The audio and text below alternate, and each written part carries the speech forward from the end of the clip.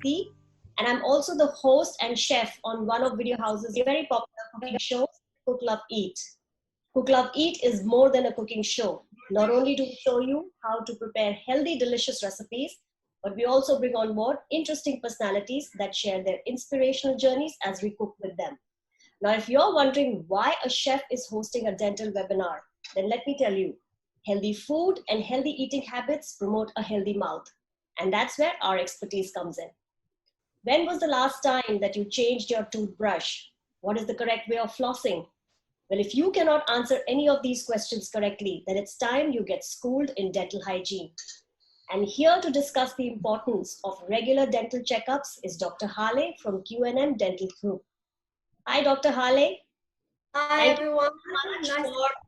Thank you so much for taking the time out during this COVID crisis to come and educate us. Hi, everyone. I'm going to be talking about dental health, in particular for teenagers. So the things that I'm going to cover today are dental changes that happen in this age group, the importance of having a healthy smile, and we will touch up a little bit on gum disease and tooth decay, and also the technique of brushing your teeth. I know we all brush our teeth, but how we brush it is also important. And we're going to be talking about the healthy food for healthy teeth and healthy gums, and also about bad habits, dental trauma, and orthodontic braces to straighten your teeth.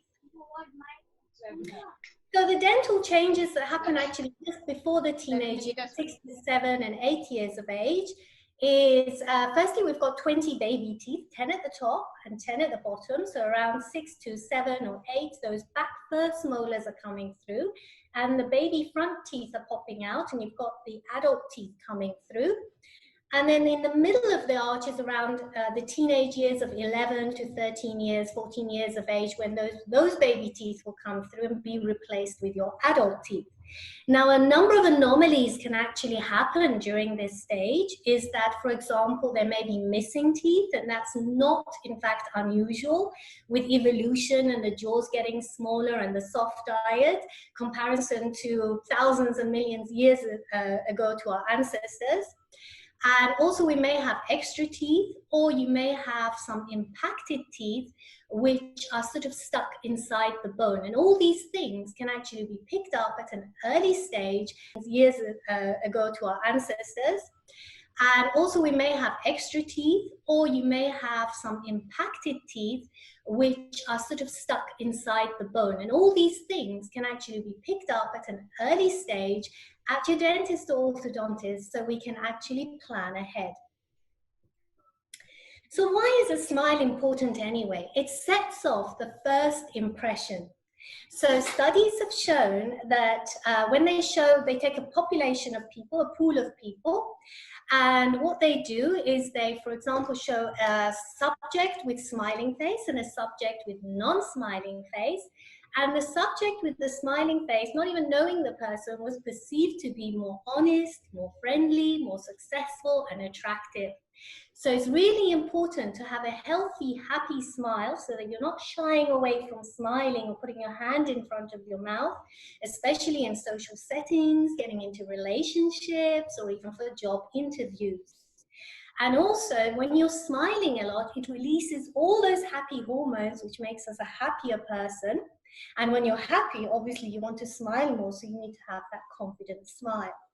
It also reduces the heart rate and the blood pressure, and right now that immune system is so important, so it boosts the immune system during the COVID-19 especially. So looking at healthy gums and not healthy gums. So I just put up 2 pictures so you can be able to see. So the healthy gums is that pink, tight gums which don't bleed when you brush. And the unhealthy gum is the one which is red, fiery, inflamed, and you may even have bad breath. And actually, when you're brushing your teeth, it can start to bleed.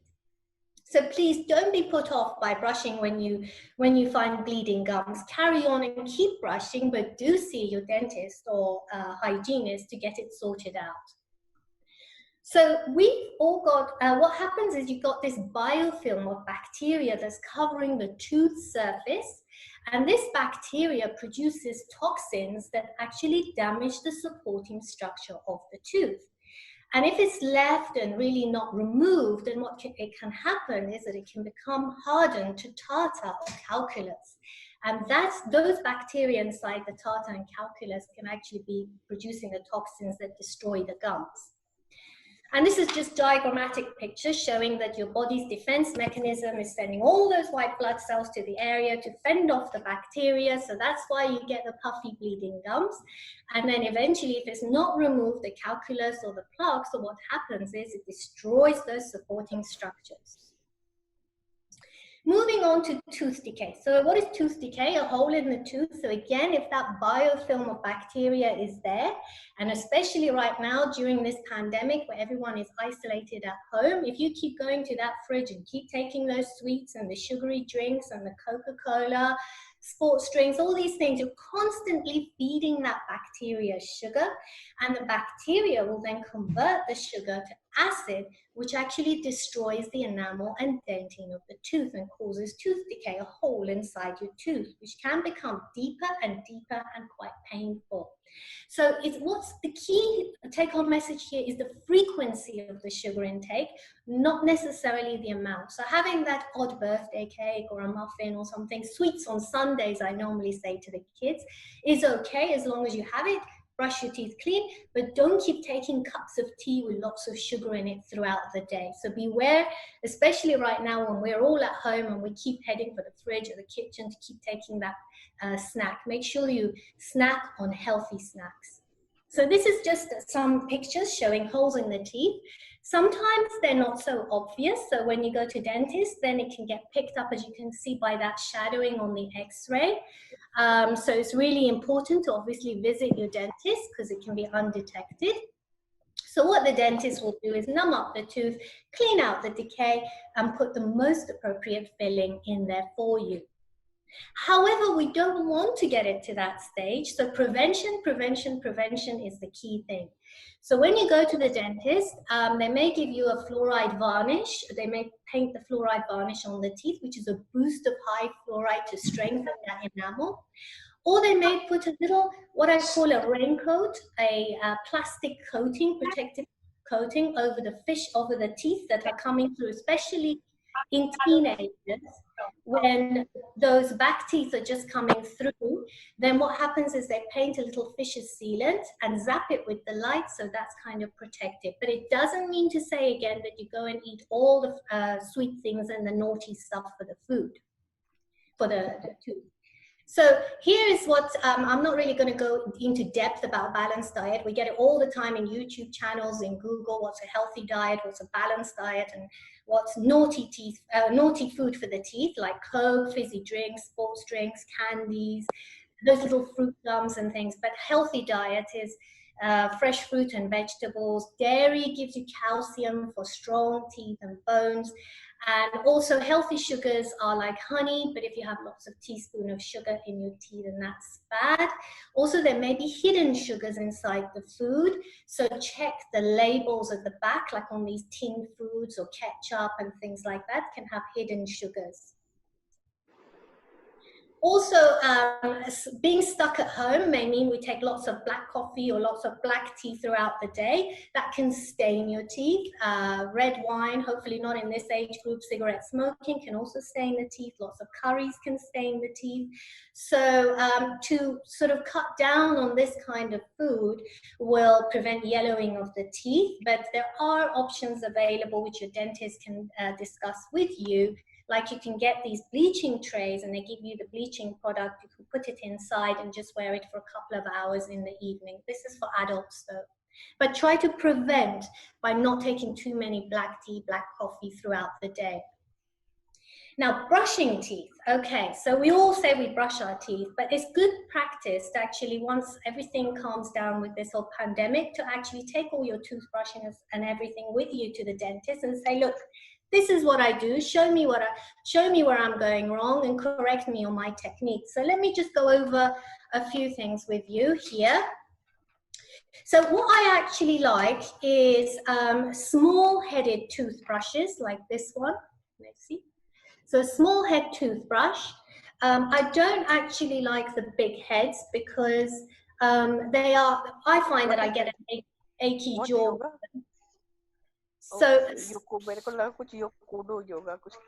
so a small, soft bristle, and also baby toothbrushes, even for the adults, are fantastic. Why? Because they can get maneuvered around quite easily, especially when you've got the wisdom teeth coming through at the age of 18 to 21. And you may have an envelope of gum over it, so getting a little baby toothbrush is really useful and handy to get to those back teeth. Now, how do we brush the teeth? So, can I see? I don't know if I can see. So, for example, you have to angle the toothbrush at an angle of 45 degrees downwards towards the gum, at the level of the gum and the tooth, where the gum meets the tooth here. At that junction, I often find that people miss out on that area at the gum level, and you've got to do little circular motions at angle of 45 degrees, little circular motions, massaging the gum as well as brushing the teeth. And then basically, so you have to do it on the outside, then on the inside, then tops of the teeth, and the same at the bottom. Also, don't scrub too hard, because if you scrub too hard, then what happens is you wear away the enamel and recede the gums. And if you are too gentle, you're not being effective. Electric toothbrush is also very good. There. So, I mean, there's Braun, there's Sonicare, there's all kinds available out there. They've all passed the test to be on those shelves. And actually, they're good for grandmas and grandpas as well. I know this is not for that age group, but often they have arthritis and it's quite difficult for them with the manual dexterity. So that might be a good thing to pop on their next birthday list. So also the other key thing about toothbrushing is that when it gets, I brought these in especially, I don't know if you can see, when it gets frayed, that's when you have to throw away your toothbrush, usually every 2 to 3 months. If it's getting, because it will damage the gums, if it's getting frayed too quickly, like within a week or two, it means you are brushing too hard. And also brush morning and nighttime. Nighttime is very important because that's when the bacteria is most active. And also, you would be a star patient if you actually carried a little baby toothbrush or a travel toothbrush in your bag once all the schools and the work resume, and you can just brush at lunchtime as well. Also, there's little interdental brushes. So, I mean, flossing is good if you can floss effectively. You're not using like a hacksaw. You slide it between the teeth down to one side and slide it between the teeth down to the other side. But if you can't, there are interdental brushes of different sizes available, and you just need to play around and see which size is suitable for you. Also, they're very handy for, I don't know if you can see with this background. Yeah, because of the background. They are, they're very handy with the getting underneath the wire to remove the food debris that's clogged up underneath the wire and also in between the teeth. So you need to find the right size for you. And also when you come to brush these, because in this age group we have a lot of braces, so you need to sort of divide the tooth into 3 parts, go above the brace at an angle of 45 degrees and brush above the brace, on the brace and below the brace, and obviously back of the teeth and top of the teeth, and likewise for below. So you're actually with braces dividing the tooth into 3 parts. So that's electric toothbrush and interdental brushing. Just go back to the slides again. So definitely show what you do to your dentist or orthodontist or hygienist, and they will correct you. Can I go forward? Okay, there are bad habits as well. So whilst we're at home and we're working from home in front of computer or on exams, it's too easy to bite on your nails or end of pens. That can cause chipping of the teeth or wear of the teeth. Also, during this age group, the teenagers, where they've got lots and lots of exams, I find it's very common that they clench their teeth or grind their teeth, and they get really achy or locking jaws. So the muscles of the jaw are the same as any other muscle in your body. So what you need to do is you need to obviously try to be mindful and stop the habit. But also, if you use a hot towel and a frozen bag of peas and just put it over these muscles, because one relaxes it, the heat will relax it, and the cold will contract the muscles, and you use that cycle. So heat, cold, relax and contract the muscles just to loosen them up a little bit, and then you hold your bottom jaw open, close very small, and side to side very small, and don't take deep, big bites or yawn too wide. And often I find that once the exams are over, all this will go away anyway, and they will stop clenching or grinding. However, if the problem persists, you do need to get it seen, and you can have a mouth guard made. Dental trauma is very common in this age group as well. In US, about 30% of children have experienced dental trauma. If it's a little chip or jagged edge, obviously get it seen. We can repair it for you. However, if the tooth has totally fallen out, then what you do at home is very important. What you need to do is retrieve the tooth, hold it with the crown of the tooth, not the root. I don't know if you can see here again. So you just hold it with the crown, not with the root, because you can damage the root, and then rinse it under rinse the root under cold water and stick it back in, and get your child to bite on, roll up some kitchen or bite on that and bring them straight away to the dentist. If you're not confident in how you're putting it in, whether it's the right way or not, then you just put it in a glass of milk or sterile saline or contact lens solution and bring your child straight in. The sooner we take care of this, the better the prognosis, long-term prognosis of the tooth. And also we need to monitor it as well. And any dental trauma to the teeth, in later life, they may get a little bit of a purplish discoloration of the tooth, and that means that the tooth is dying. So you do need to get it monitored. Now, orthodontic braces, which we talked about, it's my passion, it's what I do day in, day out. So if there are missing teeth, then what we can use is braces to either close the space or relocate the space, so we can put an implant or a bridge later on. So it's good to get it checked. And if there is crowding of the teeth, sometimes we say an extraction of some of the teeth, and then round off the arch and put the teeth basically in the correct place using the orthodontic braces. So that's very common in this teenage years as well. Just to show you some examples, I won't go into technicalities. For example, that one on the left is these goofy sticking out teeth. And when you have braces, they are very likely to get traumatized if the patient falls off the bike or in contact sports like rugby or hockey. So to push them back and align them would be a good idea. The other one is reverse bite, and sort of these canines kind of stuck up. We can bring them down into the correct position. Also, the impacted teeth that I was talking about earlier, where the tooth is stuck inside the bone. If left untreated, it can form a cyst around it, so we can often bring that into alignment into where it should be with orthodontic braces. Again, an example of deep bite. Now, digit sucking or thumb sucking in little children, it's very important to stop the habit at home. Really encourage to stop the habit, because it can open the bite, push those top teeth out, narrow the upper arch. And once you stop the habit, it will resolve spontaneously to a certain extent, and we can always fine-tune it with orthodontic braces. And if they don't stop the habit, then as a last resort, obviously you can come in and we can make you some devices. So that's very important to encourage them to stop that at home. Also, just some example of what orthodontic removable braces can do. If you've got a reverse bite, that tooth is going to keep getting pushed by the top tooth, and recession of the gum can happen. So we can resolve that with a simple appliance. This is box standard braces, very common in teenage group, and it will never go out of fashion. It will straighten up the teeth. Retainers are very important.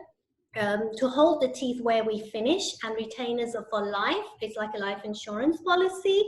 The longer you wear it, the more the guarantee that you keep your teeth straight. So if anyone's sitting at home right now with a broken retainer or a lost retainer, you must get it resolved. You must get a new one made. Otherwise, your teeth can move back. Also, the sort of food that you should be avoiding right now, whilst you're having those braces and you can't really see your orthodontist as often, is these crunchy, hard candies, nuts, because they can easily break the brace. So we don't want many breakages. So try to avoid those kind of foods while you've got your braces on. Often mums come in and ask me, well, my child plays a musical instrument, wind instrument. Can they still play that when they've got the braces on? Yes, they can. They can adapt with these fixed braces quite easily. Humans are very adaptable, and with removable, they can remove it and obviously play the instrument. Also, a sports guard is very important because, again, in this age group, we've got lots of extracurricular activities going on, rugby, hockey, football, cycling. So they can easily, not just their own teeth, but also the brace can get broken. So a sports guard is a good idea. So you need to do your homework at home. Start getting into good habits, especially during this pandemic when we're all at home. Try to brush 3 times a day if you can. You would be a star patient, if not particularly at night. Get into good habit about the oral hygiene. Take on board what I said about the eating of the food and the bad habits of not chewing on end of pens. Do come and see us. The best time to come and see us actually is right, even when there's no problems, because you build a rapport with us, you build a professional relationship with your doctor. And when there is something like a wisdom tooth that needs to be whipped out, obviously then you're not scared. You're used to that same familiar face and it's comforting. You feel confident to go in to see your dentist. So a healthy smile is a healthy you, and a healthy you is a healthy smile. Thank you very much. Any questions?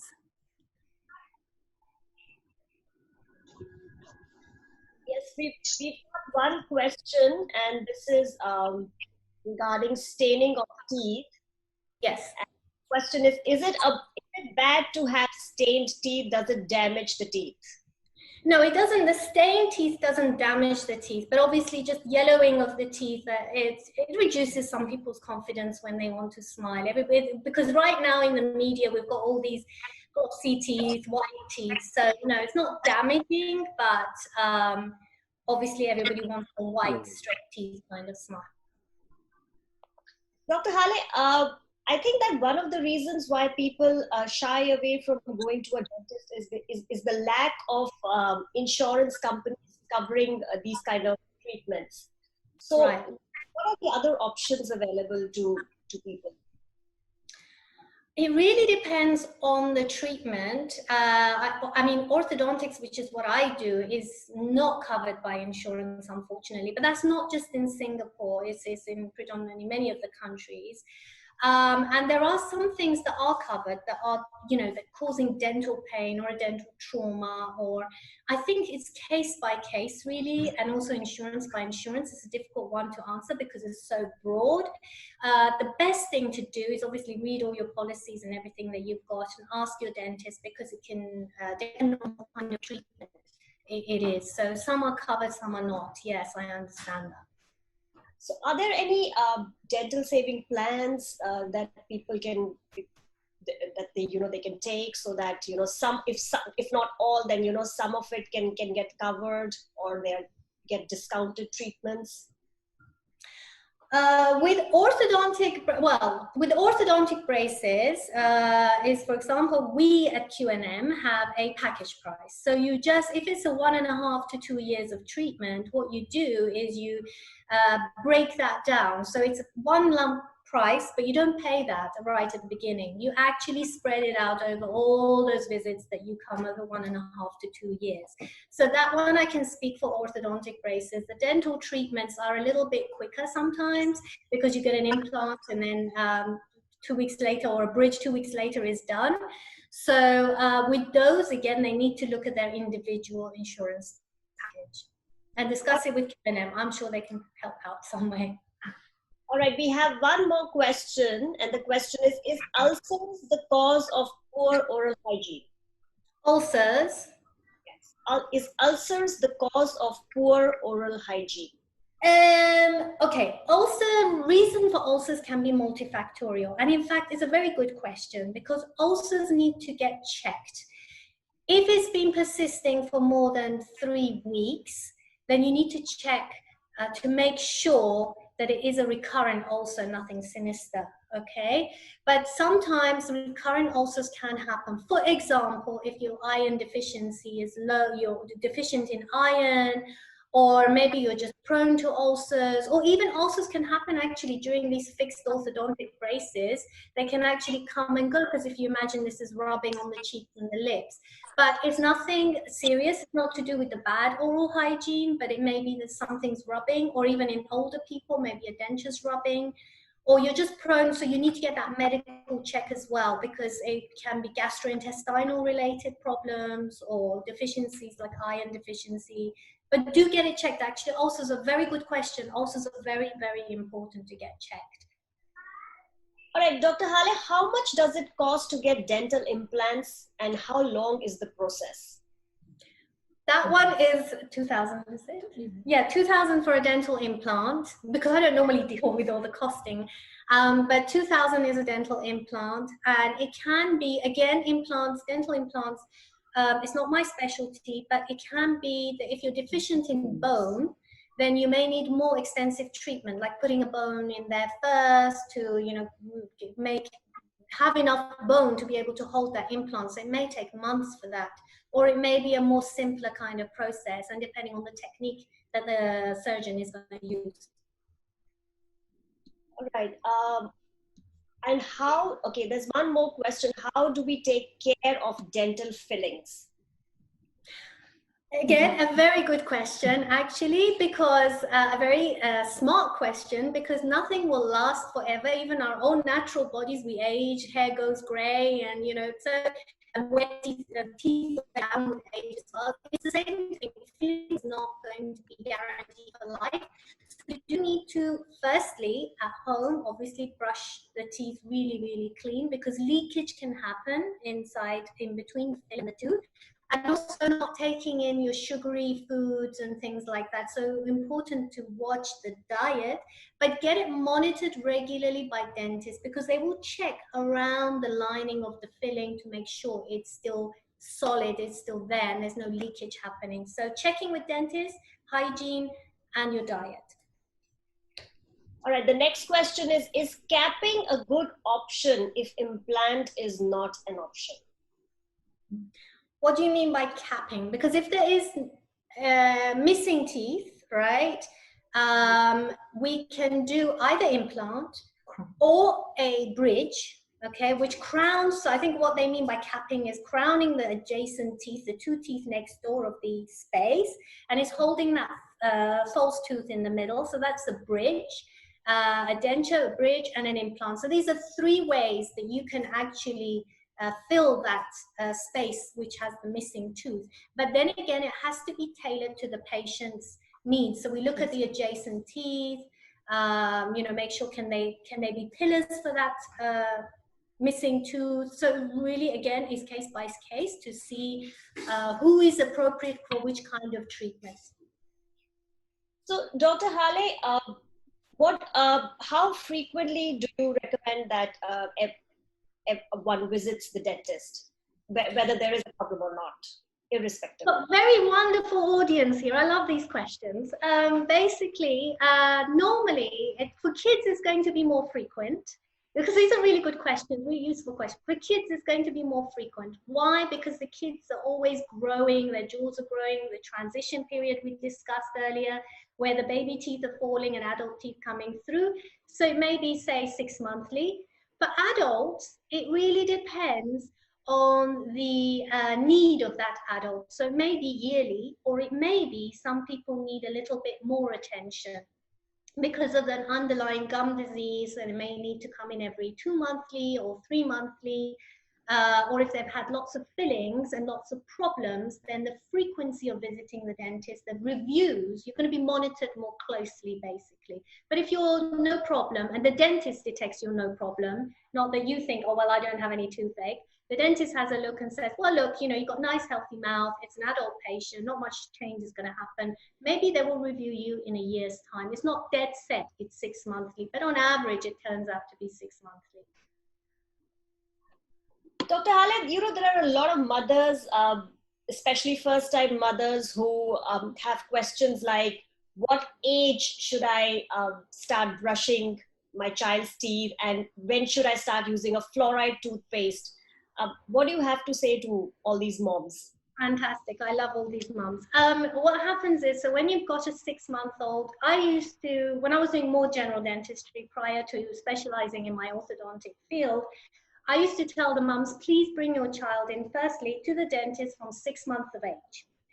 Why from 6 months of age? Because the child can sit on your lap and just get used to the light, the sensation, the taste of my gloves, the smell in the room, and it's not foreign to them when they have a problem. It's all one big ride, you know, in the chair. So from 6 months of age, start to bring them in. Even if there's nothing, we just have a good look around inside the gums. Actually, even early then, a baby tooth coming through may have a little eruption around it. It's nothing bad, but it's something we need to monitor. So when we have a little feel with our gloved fingers on the gums, we can feel for these things and see these things. Also get the child into a good habit to seeing us, building relationship with us. So from 6 months of age, go to the dentist. Start to use little baby toothbrushes, soft bristles, small head, just massage their gums. And how you should brush your child or baby's tooth is, you should sit down. I can't demonstrate here, but you put the baby or your child's head on your lap. So a bit like a dentist looking from above. And you start to brush. I wish I had a little demo here, but a little doll or something. But you put the baby's head here and you brush from above and from behind the baby.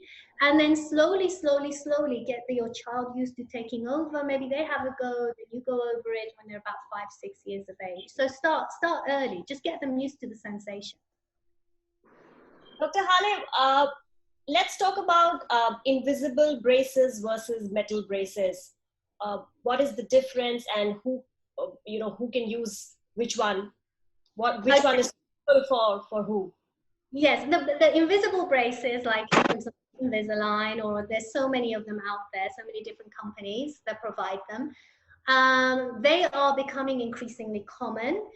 Obviously, this one's a bit of a difficult question to answer because you need to come in and be assessed, because what an orthodontist does is take measurements of your face, measurements of your teeth, see the level of crowding, and then give you option A, B, C. If that invisible brace is one of the options, then they will give it to you as one of the options. So I normally use it in very mild cases where they've had like an adult has had the braces before, and then afterwards they didn't wear their retainers, and they may come in and just have a short course of those invisible braces. But yes, it's one of the options, but not for every patient. Again, very crowding, very complex cases may require the traditional kind of brace. It's case by case. The good old metal braces is the preferred choice for the orthodontist. Still, no. Well, it's still very high up. It's still very common. It can do a lot of the things, and there are not just metal braces, though, like the one I showed you on the mannequin teeth. But there are the ceramic braces, these braces that put on the back of the teeth, and yes, clear braces are very popular as well. But you have to assess each patient. It's not something that you can choose like a dress or something. It's a human body. It's very complex. So you have to make a proper clinical assessment and choose it according to what's best for your patient. All right, Dr. Haleh, we have a question from one of the participants, and although you did address it in your presentation, I think that they joined a bit later. The question is, what can be done for teeth grinding issues in kids and adults? Okay. Firstly, stop the habit. So if you're grinding, as I said, one of the other things was biting on nails and end of pens. So you stop that habit. Grinding is a very difficult habit to stop because it often happens when you are asleep. So other people notice it, can hear it. And it often happens when you're in front of the computer really tense and you're really focused on what you're doing or your studies or work. So that's a very hard one to be mindful of. Try to be mindful of it. But other than that, if it's really not helping, then you can see your dentist to make a specially designed for you, a mouth guard you can wear. either when you're in bed, when the grinding may be happening, or even when you're sat in front of the computer and you're working away, you can just wear your mouth guard. It's clear, it's visible, and so that can protect. But also, get seen by dentists periodically, because if you are continuously grinding and you're not wearing this mouth guard or anything that's protective, it can wear down the enamel of the teeth and it can become sensitive, and also you can get shorter and shorter teeth, and then it's really difficult to restore later. So mouth guard. All right. Another question from one of the participants. My 11-year-old kid is having yellowish teeth by nature. And can we change it to white?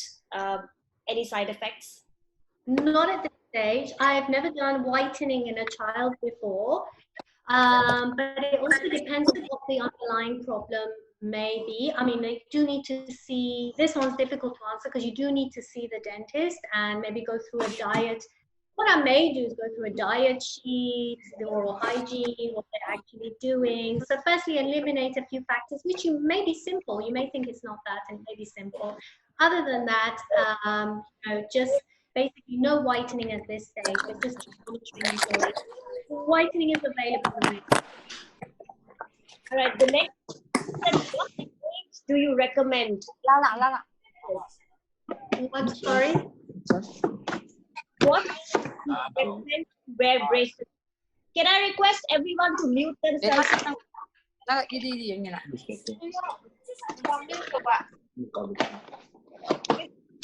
I request all participants to mute themselves, please? Thank you so much. All right, Dr. Haleh, the question is, at what age do you recommend to wear braces? Wear braces, age to wear braces. I would recommend, there's no standard age for anyone because our anatomy and growth are different rates. Usually it happens during the teenage years of 11, 12, 13, but come in early, even from 8 or 9 years of age, because we can detect the growth, and sometimes you can fit a removable brace that may help the jaw growth, like a twin block, what we call. So there are other devices, like removable devices, that can go in at the first phase, and then the second phase may lead on to the fixed brace. I would say come in around 8 or 9 years of age, not expecting necessarily to get the brace on, but to at least get assessed. And then the orthodontist may turn around and say to you, well, actually, do you know what? It's too early. Let's just monitor. I've got all the measurements for your jaw growth and everything. And they also notice the height, you know, how quickly your child is growing. Come back in 6 months or come back in a year. We may be able to do something then. So no harm, nothing lost. In fact, even better if you go in and have some records, some baseline records that we can work on. All right, the next question is from a participant. She wants to know, how is Philips Sonicare Diamond Clean Smart Toothbrush? It has teeth as well as gum cleansing features. I have heard from some of my patients good feedback. Obviously, I can't advocate any particular brand, but you know, all of these brands which are like Braun, Sonicare, which are out there on the shelves, especially in Singapore, you can know that it's definitely been tried and tested in laboratories, and they're all equally good. It really depends on what works for you, what works in your hands. And obviously all these electric toothbrushes, I like the vibrations. I like the vibrations because it's much faster than, you know, my hand can manually do. So it is good. And if it works for you, then great. Obviously get checked at the dentist as well, see how much plaque or maybe areas that you are missing. That's really important, because if you are missing specific areas, then whatever fancy gadgets you have, you're still not doing the job. And another thing that, just to add on to that, which I forgot to say, is like on my own iPhone, I've got this Brush DJ app, and you know, it plays the music, so you can actually time yourself. Also, it rings every time I have to switch from one quadrant to the other.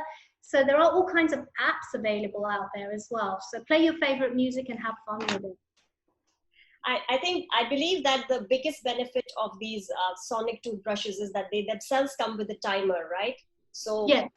So you want, yeah. So normally they say that you must brush your teeth at least for 2 minutes, which I'm not sure how many of us actually really do. You know, we just want to do it quickly and get over it. So definitely, I've heard that they really time you, and as well as the number of circulations that they are able to do versus the manual is fantastic. Am I right?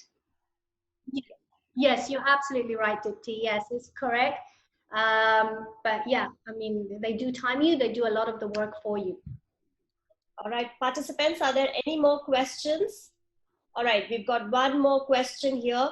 What can we do about the bleeding gums issue in adults? Okay, bleeding gums is a sign of an underlying gum disease. Please don't be put off and stop brushing, thinking you're doing something wrong. Carry on brushing, but do seek advice from your hygienist, from your dentist, because they will do actual measurements of your gums all the way around, and then they will do a deep scaling, deep cleaning if necessary, maybe even more periodically, and they will tell you the extent of possible gum disease and address the problem. And it's something that's not a one-shot cure. You just need to carry on with your hygienist. But do see, when you have bleeding gums, do go in and see someone. All right. I think that we're pretty much done with most of the questions. Dr. Haleh, thank you so much. That was very informative. Everyone, remember, a healthy mouth promotes an overall healthy body. And also remember to look out for the next episode of Cook Love Eat 2.0, where we show you how to cook healthy recipes to keep your body and those pearly whites in good shape. Thank you so much for joining. Have a great weekend. Bye-bye. Thank you. Thank you. Bye.